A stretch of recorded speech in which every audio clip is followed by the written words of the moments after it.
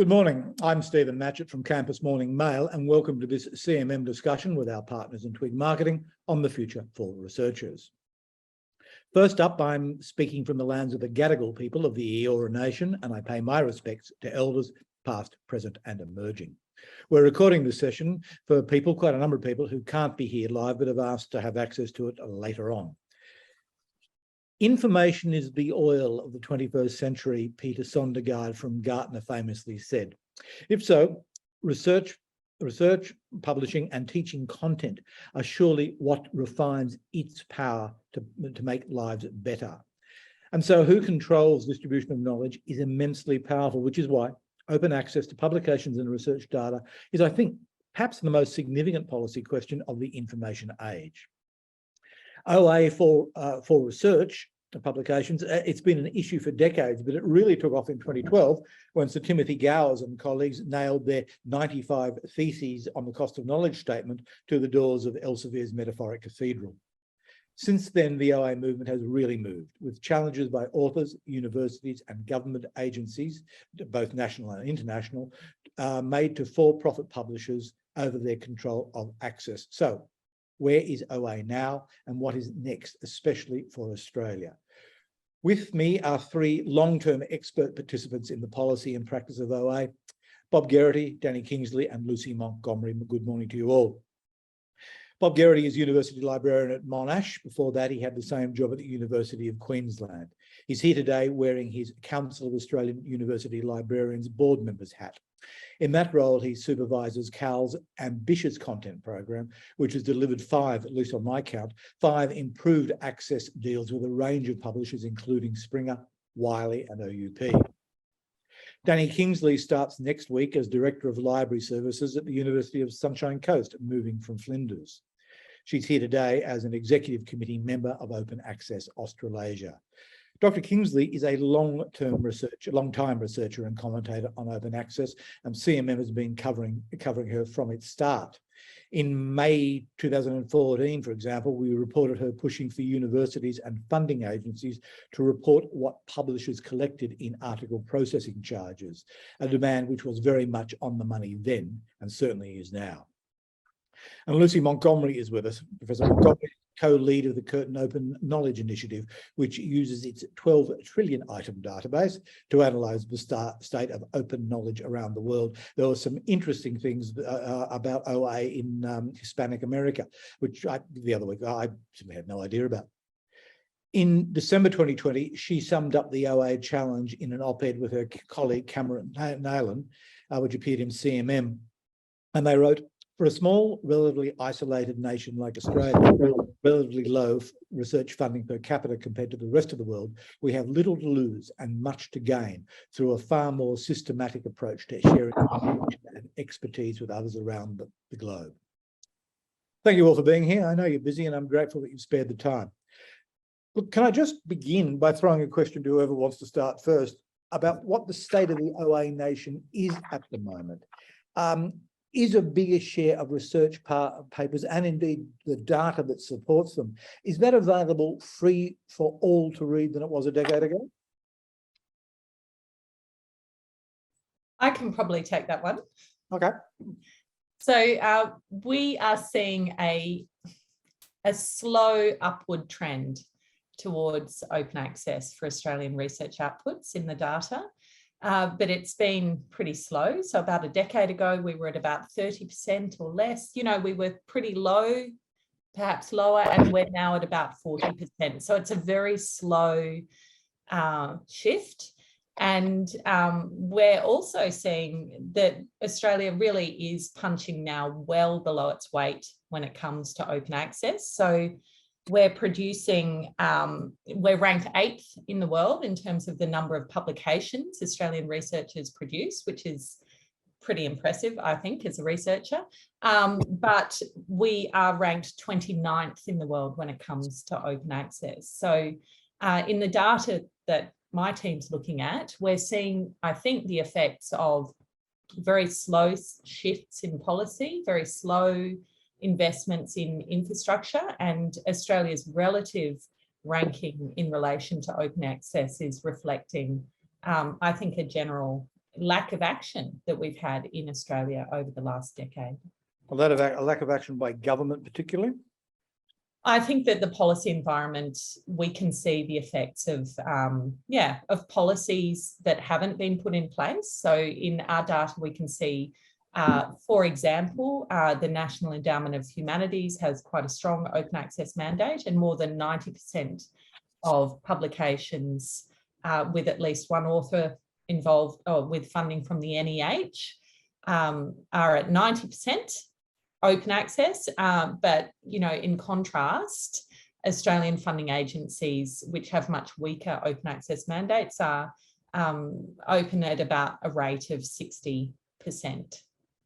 But if we look at actually the proportion of material that is funded by those funding agencies, so I worked for a while overseas in the UK when all of the mandates came in, and because the mandates were associated with the large bulk block grants that were associated with the universities, significant funding, that had an enormous impact because there was like a lot to lose if you weren't compliant. Whereas we have a situation in Australia where it's only 14% of our research funding comes from the ARC and the NH and MRC. So even if they were the really strict kinds of policies that were in place in the UK, it's really more signalling than actual impact of what would happen. It would need to be associated with ERA for it to have proper impact in terms of policy. So we need to be realistic about how effective we can hang the policy, nail to the wall. Is that the right metaphor? Yeah.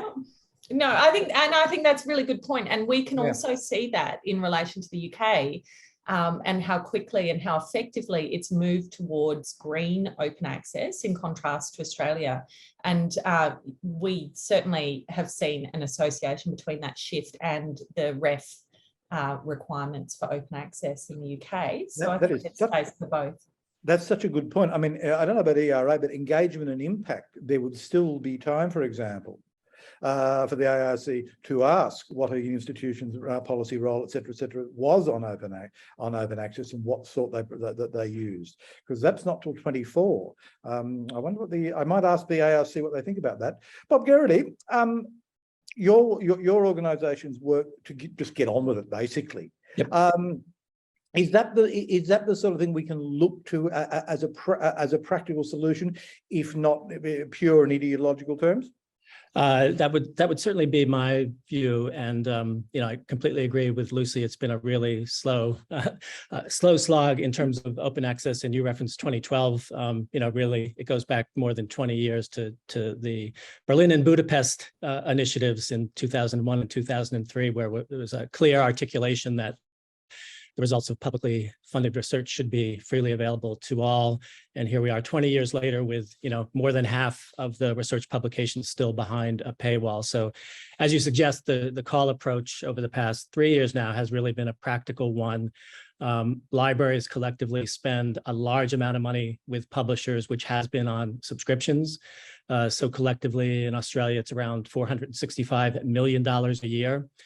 Going to publishers, and CAL has had a long-standing program to try to get the lowest cost increases for those subscription agreements, and now transitioning that collective spend to try to incorporate open access publishing. So removing the transactional costs to researchers of paying for open access, and in particular focusing on the problem of hybrid journals, right? So when a typical commercial publisher response to open access was to take all of their subscription journals and offer an option to individual researchers to pay an additional fee, in addition to the large amount of money coming in from library subscriptions, to, if you will, free their article within a paywall journal. So that's been a longstanding systemic problem where publisher income has been increasing, well beyond CPI for a long time. So what we're trying to do is leverage that collective spend and negotiate OA publishing rights within the agreements that CAL strikes with publishers. And across the board, we have over 100 agreements with publishers. And we now have, I think you referenced 5, we're up to 16 read and publish agreements, some of them with very small publishers and some of them now with very, very large publishers. So it really is a pragmatic, practical approach looking at the lever we have, the big lever, which is collective subscription spend and what we can achieve in the OA space with that. And we will see, as a result of the recent agreements, we have a significantly higher number of Australian authored research publications this year will be published OA. So that percentage will probably jump around 10% for Australia. To make sure I've got Quite this right. interesting. Sorry, Danny, go. Well, I just if we take a step back, because Bob talked about hybrid being the issue, and they've been around for a long time. I think the first hybrid journal was about 2003, so they have been around for a while. And of course, what if we go back in time, the query was, well, that's double dipping. You know, the people are paying money for subscriptions, and people are also paying money for these extra article processing charges. So the initial response from publishers was to say, okay, well, what we'll do is, if let's say 10% of our journal becomes open access, we'll reduce the subscription price by 10%. That didn't really work for multiple reasons. One is that we don't buy journals individually, so there isn't really not a list price that could be reduced by 10%, but also it's not equally distributed, the groups of people who are paying the article processing charges. So over in the UK, because the government made the decision after the Finch report in 2012 to really try and push the publishers to flip across to gold, thinking that the rest of the world will follow, and they didn't. Tell people what gold is fully open access journal. So rather than having your money coming through a subscription fund from lots of different libraries, lots of readers, a fully gold journal, a fully open access journal, is a journal that is all of the publications are open access from the start, but the income stream comes from the person publishing, or the organisations publishing the work. So it's you pay to publish rather than pay to read. So it's a different model. Hybrid is called hybrid because it's kind of both. You're both paying for the subscription and for the publication. So because there was now a large amount of money being thrown at publishers, I mean, literally tens of millions of pounds a year, in addition to subscriptions, there was a bit of a sort of push to say, well, this isn't working. So what the publishers then offered were offset agreements, and these were done at individual institutional level. So if your institution had spent £72,000 on a subscription and then another £70,000 on article processing charges on top of that, then you'd get some of that money back. And different publishers did it in different ways. In some cases, it was a check. In other cases, it was a discount. In other cases, it was you get money off next year. It was quite complicated to manage, but that did at least reduce that sort of problem about the double dipping. This then migrated in, because the funders were the ones putting up the cash, into the idea of let's try and do something along the transformative agreements, where we want you as a publisher to commit to saying that you are going to change your business model from a pay to read to a pay to publish model, and we will only fund articles that get published in journals that have agreed to do that. And so read and publish agreements, which is the ones that Bob are talking about, are within that kind of family of these new agreements of transformative journals. So it's sort of it's migrated over time for us to. It didn't sort of happen overnight. This has been something where it's been a bit of a suck it and see as we've gone along to try and sort of say, well, that bit didn't work, and let's try something else. And it's quite likely that what we're looking at now with the read and publish deals are not the way it's going to be into the future either. I think they'll still evolve. So it is very much a moving kind of space. And I think that's a really important point, Danny. This is not what it will look like, but probably also important to mention that certainly those large publishers which reacted with offering the hybrid option have also been increasingly adding gold journals to their portfolios. And so we're seeing where previously a subscription package with hybrid journals, we're now seeing many of those individual titles flipping over to pure gold. And that clearly is the direction. And we've started to hear from some publishers sort of a post-transformative cost arrangement might look like. And it is, of course, challenging in a consortial environment where historically subscription costs have been roughly correlated to the size of university. But if you're moving to a pay-to-publish model, it, of course, creates significant changes in what individual institutions might pay for agreements. Can we just back up there one moment and just somebody, for the handful of people who are across this in any detail, just spell out in simple terms the differences between green, gold, and even diamond. Who wants to take that one? Danny, you sing. Okay. Look, these terms are so confusing, and it's really it's so unnecessary. But anyway, so if we think about an article being published in a subscription journal, and then you can put a copy of that work into a repository. So repositories come in different forms. They are basically big databases that are searchable and that are indexed. And so you can put a copy into an institutional repository, one that is associated with your university or your research area, or there are sometimes disciplinary based repositories as well. The most famous one has been around for a very long time. It's called Archive, and that started as a physics repository, but is much broader now.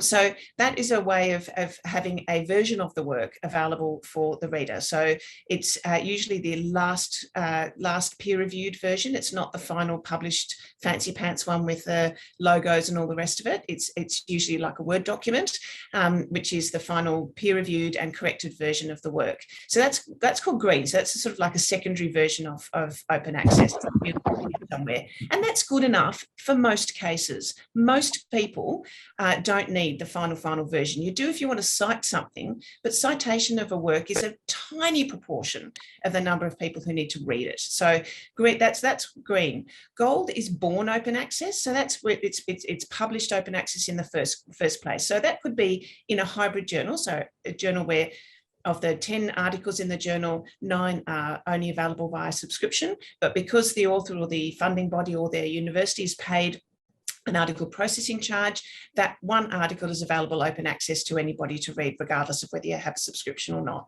Or it could be a fully gold open access journal, which is where all of the articles are always open access. So that might be the first sort of Biomed Central was the first organisation that started publishing fully gold open access journals, and PLOS, the Public Library of Science publisher, also they're probably the best known ones.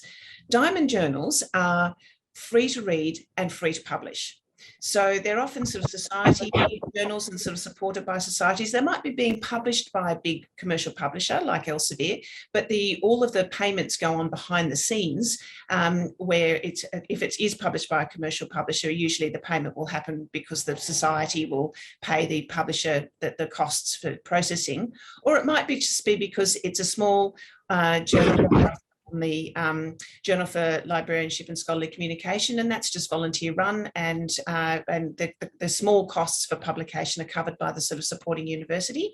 So there's free to read, free to publish, and that's a diamond journal. So I hope that is up a bit. Which raises the core question is what the role for governments in trying to make access. I mean, it's a no-brainer when people hear it, that the stuff that they pay for, the taxes they can't access. I mean, it's hard to argue with.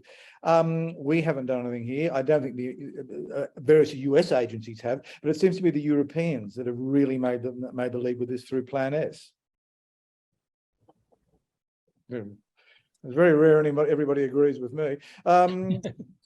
Well, I would only add that it's not only Plan S, it's also the Horizon funding program. So the entire European Commission funding programs now have open science as a core pillar.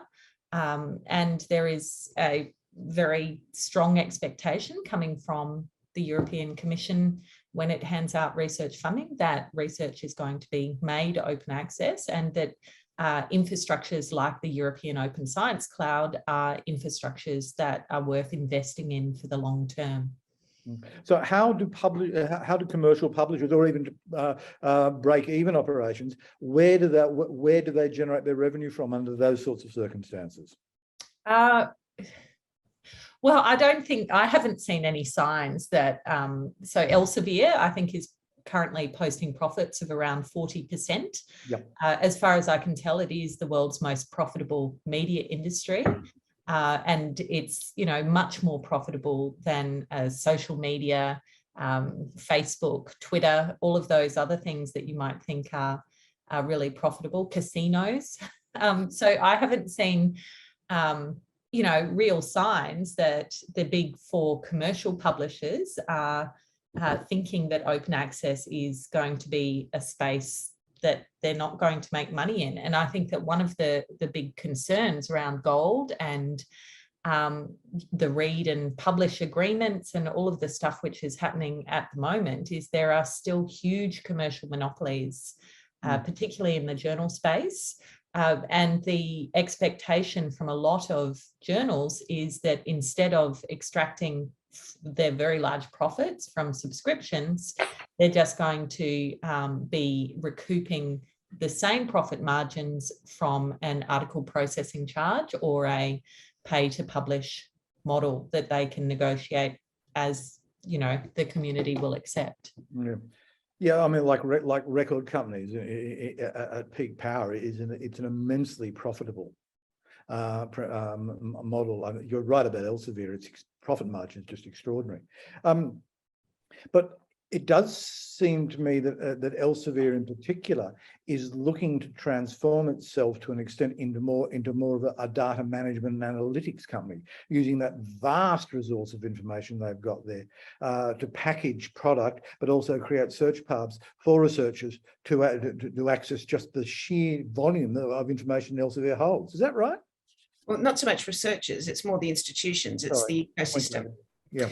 So if we, and this is something that is concerning, because there is if you look at it from the lens of a research life cycle, about the different sort of aspects of what you're doing during your research in terms of trying to find information and keep that organized, and then trying to analyze your data and then put your data somewhere and then publish and then do some analytics on that publishing and so on and so forth, that what we're doing now in institutions is a lot of the sort of systems that we're buying to do analytics about the work that we're doing, the productivity of that, and then we're very big on counting things like citations and understanding, you know, what's the impact factor, and we love a number, and so we're doing all these analyses to make decisions about rankings, about decisions about whether we hire or fire people, about whether we continue to study and research in particular areas or not, because it is, you know, ranking well or not ranking well, and so on. The basis for those decisions are made by the information that we are giving to these companies and then buying back. So it is, you know, if you're not paying, you're the product kind of idea about Facebook. Well, we're both the product and we're paying for it. And the concern for this, of course, is that it further embeds the sort of centrality of those big publishers. And the concern there, I'm going to throw a new word into the equation here, is something called bibliodiversity. And so bibliodiversity is the idea that we have lots of different types and ways of publishing. So we've got sort of small society publishers, because if you're doing research into something that's quite local, it might be to do with the recovery from a bushfire of particular types of plants that happen to be all Australian. That's not going to have big international appeal. So you're not going to get lots of citations. You're not going to have huge impact factors for that journal. So it becomes unimportant. We don't want to do it because it doesn't count in all these things that we measure. So we get rid of it. But we need it.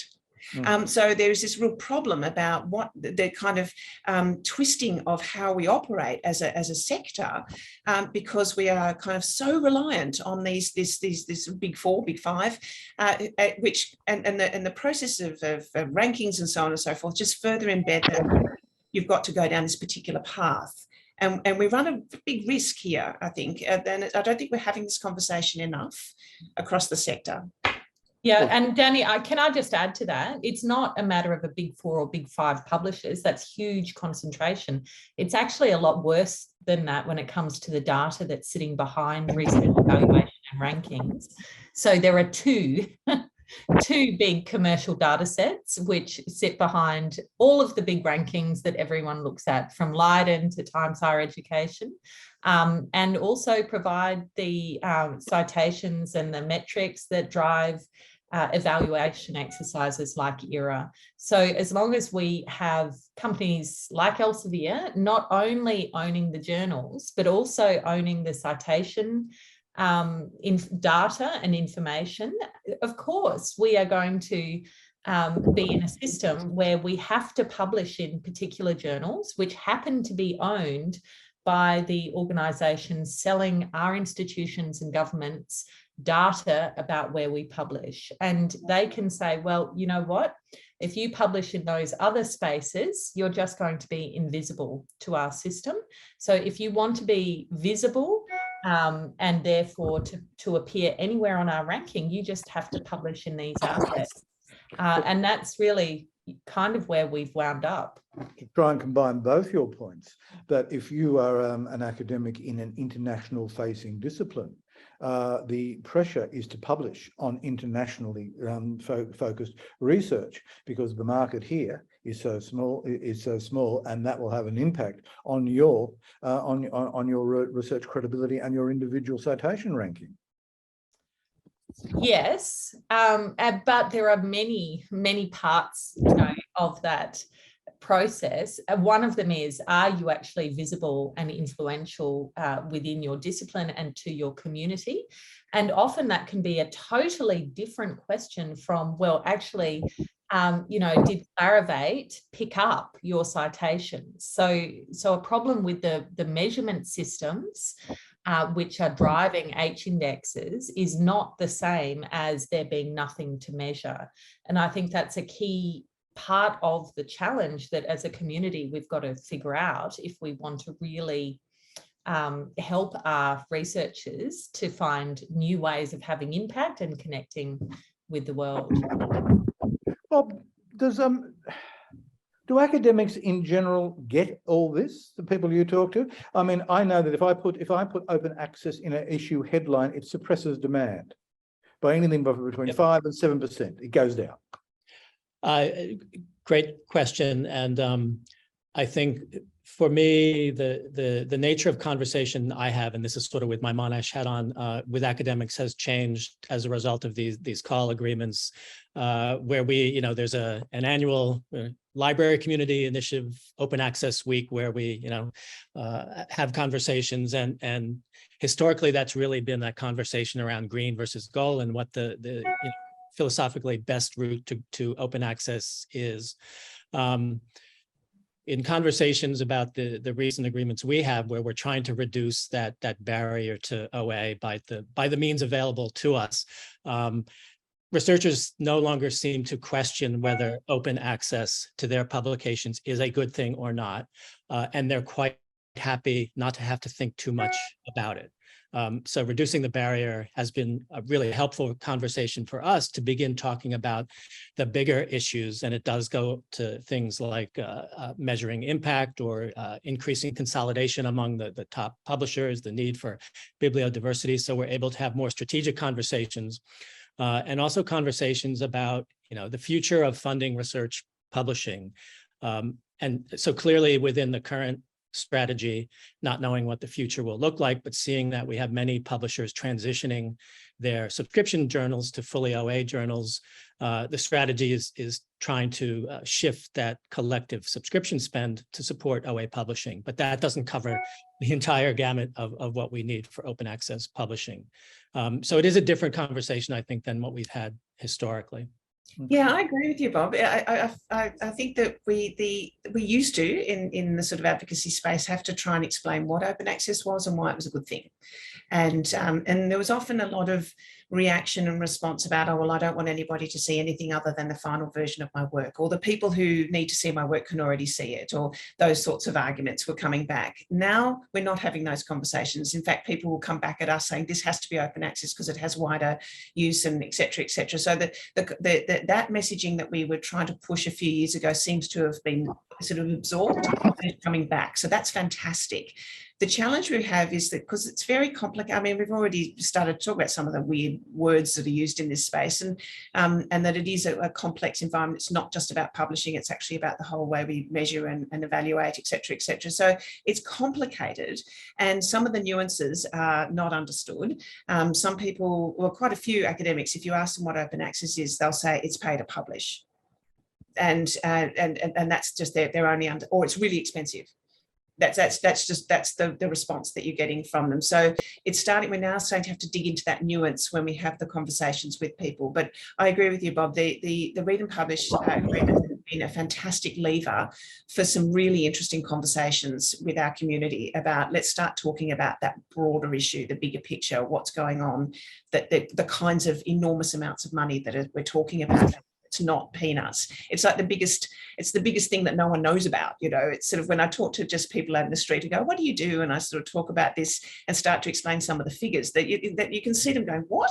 Yeah, big pharma, big tobacco, big sugar, all the rest of it. This is just big publishing.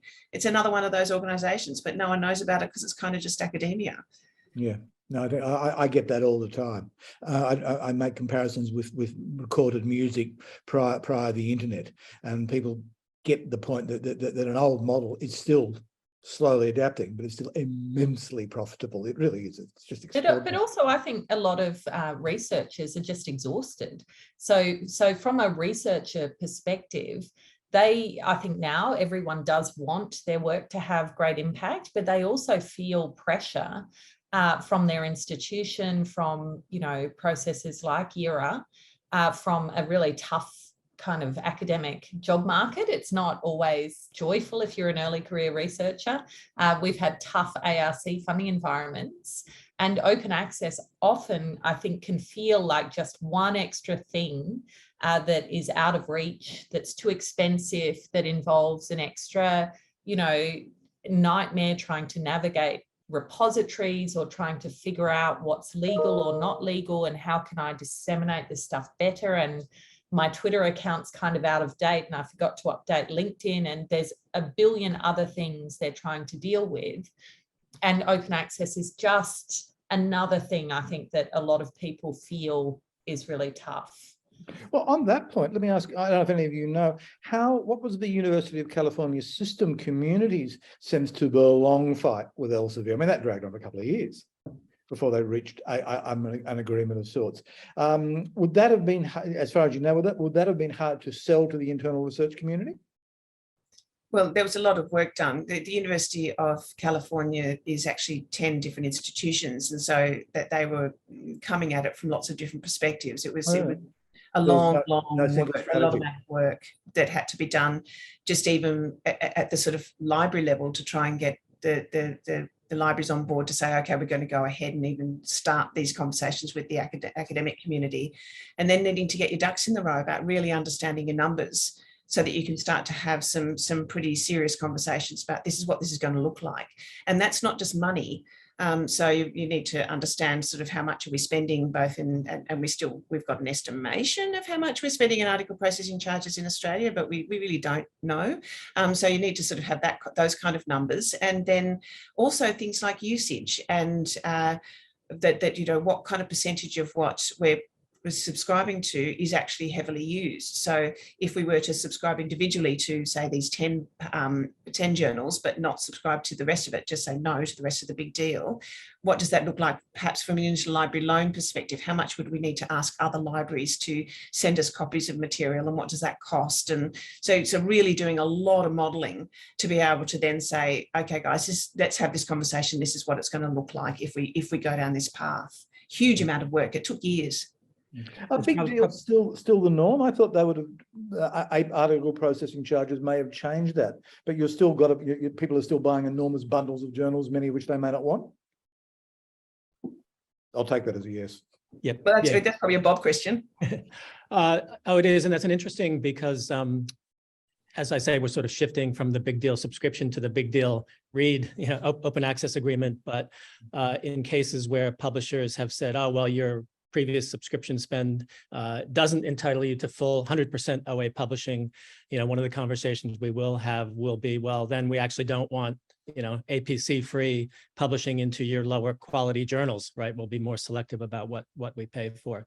But just back on California, it's probably also, and Elsevier, worth mentioning the German experience, where they went through a similar national negotiation with Elsevier and actually canceled their Elsevier subscription and have not reinstated it. So I think that was as of 2019. So they've been living without Elsevier Science Direct now for several years. And the world did not end. The world did not end. So where insofar as you know, where are they publishing? German scientists. With the other big publishers. So there would be and additionally open access publishers. So I think the biggest growth publisher in Germany has been MDPI, which is a pure gold publisher, but they went elsewhere. Yeah. What's happening in the UK? There was a flurry I didn't understand a couple of months ago with between, I think, Elsevier and JISC. Is it JISC? Yeah. Yeah. Do you know what happened there, Danny? So JISC started as the Joint Information Systems Committee. It was an acronym, and it was sort of government funded for several years, and then it became an organisation. So it's now capital J, lowercase ISC. So it's a sort of word that doesn't mean anything, and it's sort of it's like cool. It's an organisation where members pay to be part of the organisation. So that's how they operate. I think this is just the ongoing negotiation. So the negotiations in 2016, I think it was, with Elsevier, there was a lot of push, and Tim Gowers was, of course, part of that push that you mentioned earlier, to say, look, let's just tell Elsevier to go jump. And the community wasn't sort of organised enough. It didn't have the kind of numbers I was just describing before ready to go. And there was a lot of frustration that we were sort of too late to the game to try and have that conversation. So the decision was made for this round of negotiations that the numbers needed to be in place. And so there was a huge amount of work to try and understand and do all that modelling. And quite a lot of that modelling that has come out of Cambridge is publicly available about usage and where that usage is and so on. So JISC was in a very strong position to negotiate in this instance. And so they have made a stronger, it's still a deal, it's not magic and roses and everything's not free or anything. They're still paying lots of money for it, but the deal is a lot stronger than it was the previous round, because they were able to negotiate more heavily, and they were prepared, I think, to walk away. And that's the difference. When you are prepared to say, look, no, go, that's it, then you're really in a very different position than if you really know you kind of have no choice. You can just push it as far as you can, and then you've got to say yes at some stage. It's a different negotiation position. Which raises a question for Lucy Montgomery. Is this an Anglosphere problem of the Europeans and the Anglosphere who are wedded to rankings? I remember something from Koki last month that Latin America, it's not as big, it's not an issue at all. Well, but Latin America has had it's made some quite big investments in infrastructures. And the other place which keeps sort of popping out on our data is Indonesia, which has got very high levels of open access, mostly diamond open access.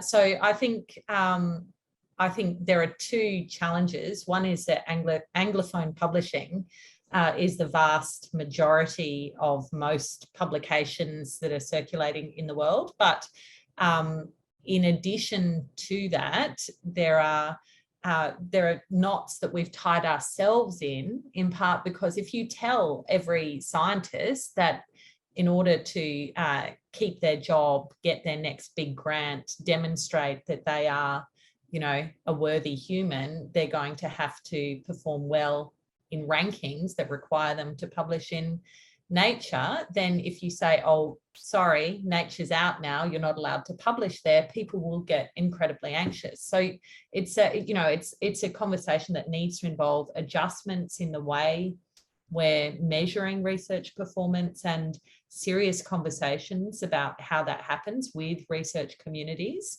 as well as, I think, shifts in where we're encouraging people to publish. Okay. Is it just a matter of time to whatever evolves, and who knows, just evolves, that it is just part of it, we're on a continuum? Are you saying let's just sit back and see what happens? No, I'm just saying, can we be confident that something will, that this is not, where we are is not fixed in time?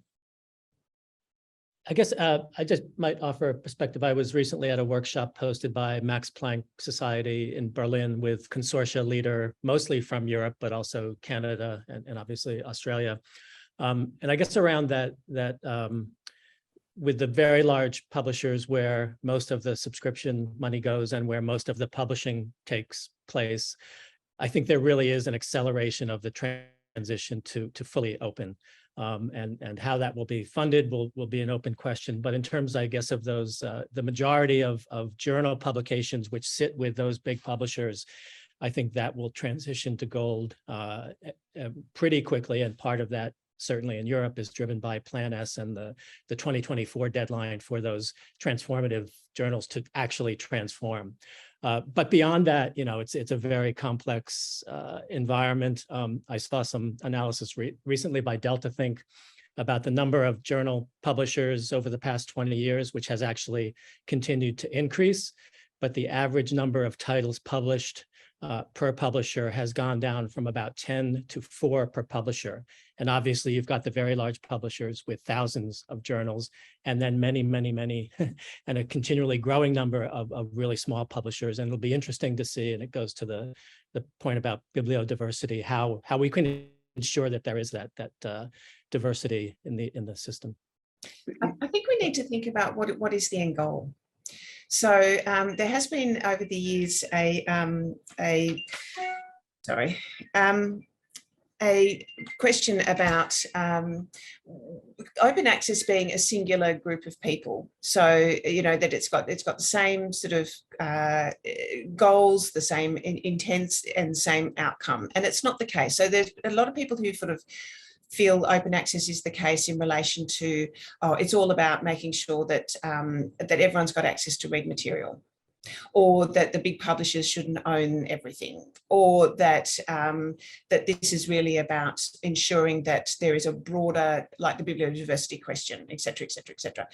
If we go down the path that we are talking about now, the one in relation to having a diversity, having everything made open access, where we're still publishing mostly through the large journals, the large publishers, and we're working on a read and publish arrangement, what we're moving from is a situation in the good old days where we had anybody could publish something because you just submit it to a subscription journal and it gets published, but not everybody could read it.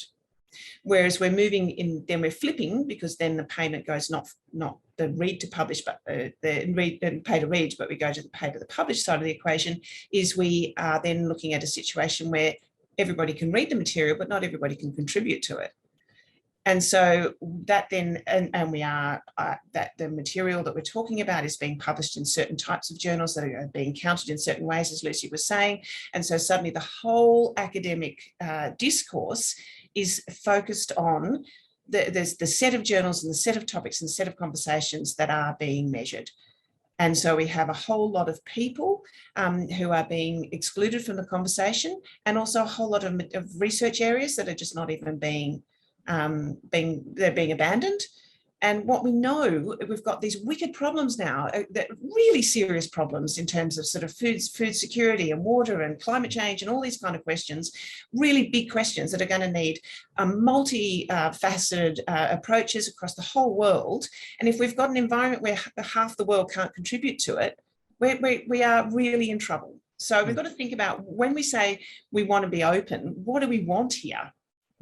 Clarivate made the point last week or the week before that there was an I think a 20% increase in publication over the last 2 years, driven by the pandemic. But of course, in a massive fields related to the social impact of the disease, not just in terms of medicine and a cure. And it just seems it becomes very hard. And I think the publishers realise this would be very hard to put stuff behind a paywall when it's research contributing to an immediate and massive problem. Like COVID.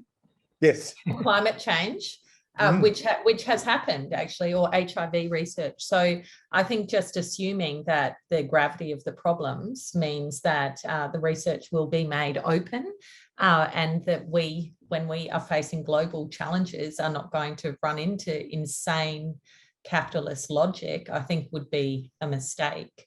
And the other thing, I guess I would say from where we're sitting, is that Australia still has a lot to lose if we don't have a serious conversation about how we're supporting open approaches to research, and how we want to be part of global conversations that are increasingly with partners around the world who are making serious investments in more open ways of working and infrastructures. So I think, that number for me, that our researchers are working really hard, we're amazingly productive, we're 8th in the world in terms of how many publications we're producing. But then back to Danny's question, for what? If we're 29th in the world when it comes to open access, and we're in a universe where the European Open Science Cloud is a reality and the rest of the world is really making very strong moves towards making their research visible and available, why are we pumping out all of these publications? Perhaps we should do something else. The National Health Medical Research Council raised updating its research access policy a couple of years ago, but I don't think anything particular has come of it, at least not yet.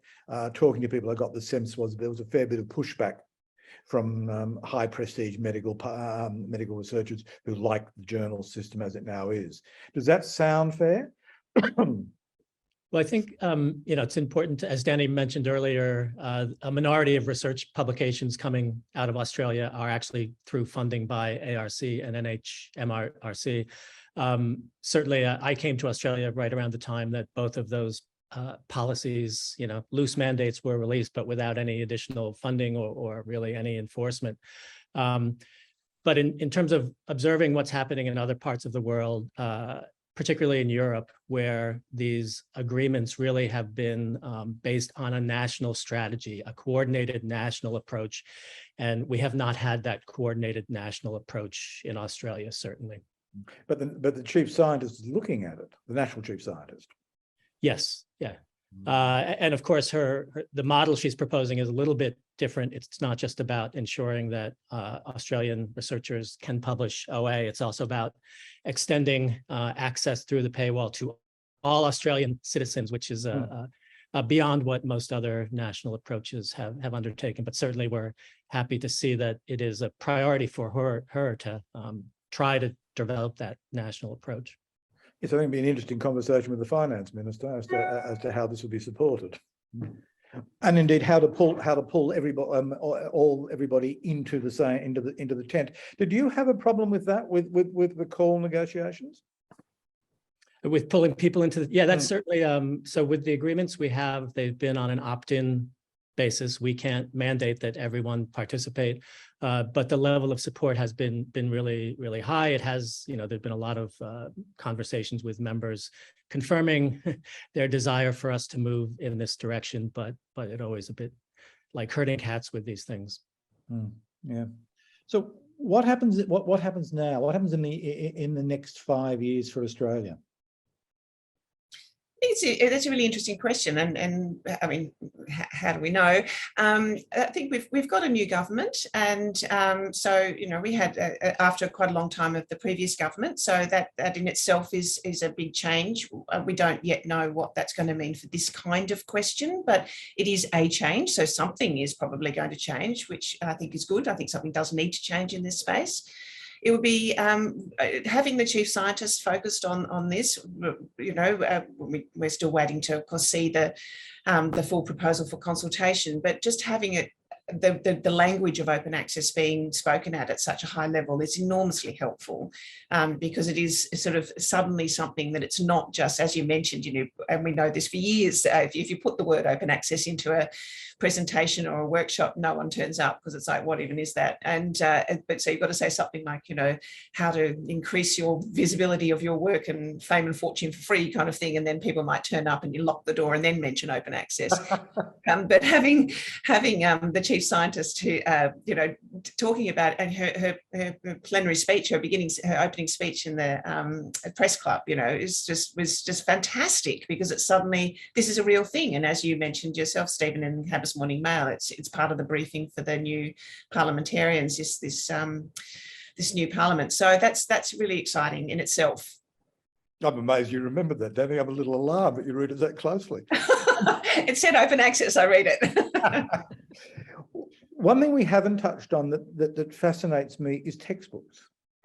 And there is now this grassroots movement in Australia for open access learning materials created by people in institutions. I remember in 2012, in the Obama campaign, it was open access textbooks was like a third order issue that they tested quite a few times with Mr. Biden. Raising it, but just the extraordinary cost of textbooks is a burden, undoubtedly a burden for young people, and publishers have been able to charge undoubtedly to reflect their high costs, but without people having much of an alternative. Is this going to be something that creates a challenge for one particular aspect of publishers? I would certainly hope so. So CAL has been quite active in this space. You know, the work on open access is not just about the read and publish agreements. There's a whole program called Advancing Open Scholarship and a lot of activity around open educational resources this year. So there's now a collective and some small grant money available to CAL institutions who wish to create new open educational material that obviously is open access. So I think we will see a lot more activity here, and certainly I've been pleased by the level of interest across the CAL membership in sort of taking this up. Given on that point, are we looking, and perhaps with Lucy Montgomery, are we looking at a world where there will be new modes of learning and not so much products, but whole new platforms in the way people learn as the learning tech community start talking to the open access content producers? I mean, yes, I think to a large extent we're already in that world. It's, you know, just that some of us haven't noticed as much as others. And the space that we've been working in has been with book publishers, university presses, and actually there's incredible diversity. There is incredible experimentation. There is some amazing work that's happening within smaller not-for-profit open access publishing communities that are focused primarily around often humanities research outputs. And I actually think there is a lot that the rest of the scholarly communication community can learn from what's happening in the book space, because books have perhaps been less profitable. They haven't seen the really rapid concentration that's happened in the journal space because they've been less, you know, commercially tempting. And often they've been left out of metrics exercises, and humanities researchers are used to not being visible. So they have less to lose when it comes to experimenting. And I think partly that's what's going on with the MIT Press. You mentioned before we started that MIT Press, who we published our book with in open access last year, as part of their early experiments in shifting to open access publishing models, they've announced that their full list is going open access for 21 and 22, which is great. And they have been really involved in that experimental space where small experiments are now leading to bigger flips. What's it like for a librarian? Do you get a sense of textbook consumption, Bob Garrity? It is that is one of the perpetual challenges, where in a print world, the role of the library was really sort of to have equity copies of prescribed texts. And when we moved into the online world, we were no longer able to, an academic might think because we have a copy of an ebook that it can be simultaneously available to, all 90,000 Monash students, which of course is not the case. Their expectation is largely that every student, there's a payment for every student who wants to access the book, which is completely unaffordable. So we're quite keen for things like this CAL initiative to enable that conversation, particularly with teaching academics, about what the systemic problems are here. And from our point of view, it's obviously desirable that every student have access to all of the content they need to have for the purposes of their study. But I think the point Lucy made about books, so the marketplace, and this is not so much textbooks, but academic monographs, the market has largely disappeared because library collection funds previously used to buy copies of print monographs, largely in humanities and social sciences, more and more has gone to the big journal, STEM journal subscriptions. So there's less and less demand for those books. So finding other creative ways to ensure that there's a future and the sort of subscribe to open or direct to open models, I think, are really, really interesting. I hesitate to say this, but the market may find a way. There was a book as a boy postgraduate back in the 13th century that I desperately wanted to read, and I could not afford. It was like $120. I read it last Christmas. I bought it. I got it for my Kindle for $8. I was very glad I hadn't spent the 120, frankly. Anyway, Look, we are pretty much out of time, and I prevailed upon far too much of your time. Thank you very much for being part of this. I could sit and listen to you for another couple of hours. It's just fantastic. Danny Kingsley, Bob Garrity, Lucy Montgomery, thank you very much for being part of this. I hope we get a chance to do it again. Thanks a lot. Thanks a lot to everybody in the audience. And we're out.